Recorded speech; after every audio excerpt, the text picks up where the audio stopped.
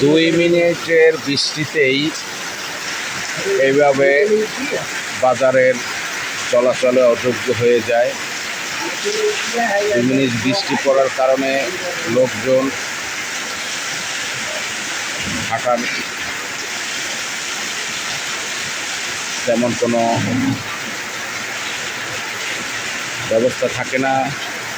বৃষ্টিতে এই যারা ভিতরে দোকানদারি করতেছেন, পলিথিন দিয়ে এই যে চাপড়া সব ভিজে ভিজে গেছে।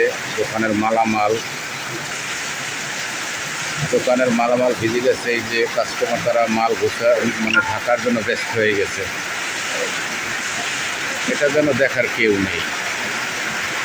সরকারের এই বাজার থেকে 1.5 কোটি টাকা ইনকাম হয় বাৎসরিক, কিন্তু উন্নয়ন থেকে এত পিছানো কেন? এটা আমাদের সবারই একটু নজরে থাকা উচিত। 2 মিনিট বৃষ্টি শুরু হয়েছে, জলাবদ্ধতা এইভাবে আটকে গিয়ে এই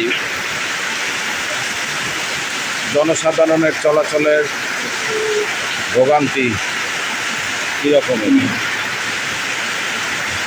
এই যে নতুন মার্কেট হয়েছে, কিন্তু মার্কেট এতটাই হয়েছে পানিগুলো সব ভিতরে আসে, মালামাল সব সরিয়ে নিতে হচ্ছে।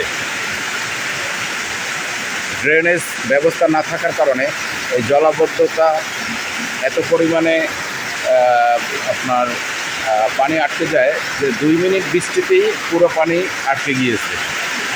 তাই পৌর কর্তৃপক্ষ এবং আমাদের এমপি মহোদয় এর সুদৃষ্টি কামনা করছি।